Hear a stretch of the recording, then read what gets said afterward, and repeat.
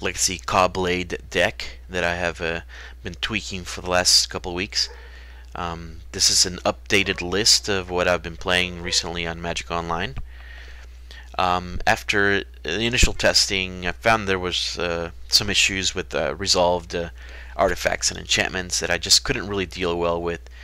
I considered running bounce spells like Repeal and Echoing Truth, but in the end I decided to take a page out of the standard versions of CawBlade and go with a black splash for powerful cards like Vindicate, which are a catch-all solution to problems that the deck might have.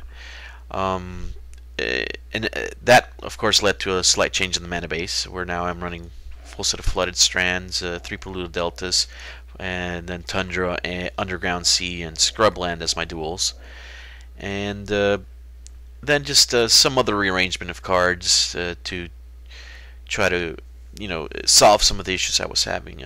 Counterspell has been replaced by Daze, because I really wanted to tap out on turn 2, and having Counterspell and a powerful 2-drop was just bad synergy, where I would at the same time want to tap out and at the same time not want to tap out, so that I would have that I would not give my opponent an opportunity to resolve their own powerful spells.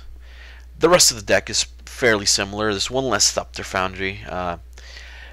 Just something had to go for Vindicate, and the one Thopter Foundry got cut. I'm not sure that is correct. It's one less blue card for Force of Will. I feel like I'm not running enough blue cards to make Force of Will good enough yet. It's only 1, 2, 3, 4, 5, 6, 9, 10, 11, 12, 13, 14, 15 blue cards in the deck, which is frankly too low for Force of Will, but it's just something I'm having to deal with. It might end up resulting in dropping maybe one Force of Will for for the 4th days. I'm not sure. It's something that hopefully, as I play more with the deck and see what situations come up, I can make better decision about. I still run the Crucible of Worlds and Wasteland mini combo, and the addition of Vindicate has actually strengthened that a little bit, because I can easily go turn 3 Crucible, and the next turn Wasteland and Vindicate something, and if I already have a 2-drop or Stoneforge Mystic and a sword in play, it just can really prevent my opponent from coming back. The sideboard has changed as well. It just previously was more some silver bullets. I felt like with all the card drawing wasn't unreasonable, but I've just decided to go a little bit more straightforward, just as a result of the matches I've played on Magic Online. A lot of strong resurgence of mono red decks and affinity decks due to their results in recent Star City Open events. And while I considered a Blue Elemental Blast, I decided to just go with Chill. It's just a really crippling card if I can get it early enough, and basically this deck is actually good against mono red strategies. I am able to gain life with Thopter Foundry and Jite.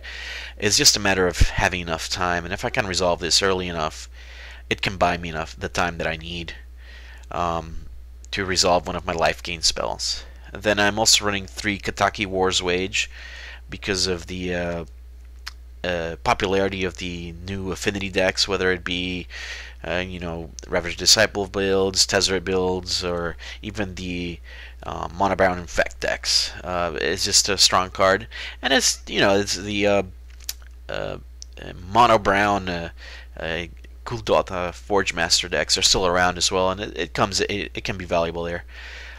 Still running 3 Spell Pierce. Basically, it's an easy swap for the creature removal against combo decks, and then Relic of Progenitus to take care of the dredge decks that are also become a little powerful.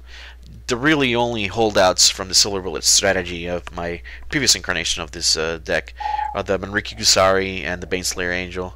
This equipment is just really powerful against the large number of Stoneforge Mystic decks that have popped up on Magic Online, partly because of the Exiler Precon, which gives you that Death and Taxes like deck, which just is screaming for the addition of the other equipment, and which makes the ability to remove opponent's equipment really powerful. And then Baneslayer Angel, one of the best creatures ever printed. She just can solve a lot of matchups on her own. She just comes in matchups against creature decks, because if most of the time they're wasting their removal on Squadron Hawks and Stoneforges, and you just come over the top with a Baneslayer and just dominate the board. I'm gonna play the deck today, hopefully in some two-mans, to get a better feel for it, and then I'll also likely play it tomorrow in the Legacy Daily. That's good for me. Feel free to leave any comments and suggestions here on YouTube, or feel free to follow me and message me on Twitter at elzahori. I think this deck is powerful. It's fun.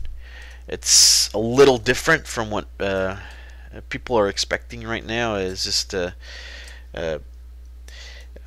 attacks from a slightly different angle with the small creatures and the planeswalkers than traditional counterbalance decks, for example, or even just blue-white control decks. Still working on tuning it to make it as good as it can be. It's not perfect, but I think it has gotten better with the few tweaks I've done here and there. Thanks for watching, and stay tuned. Hopefully I'll have some games for you guys.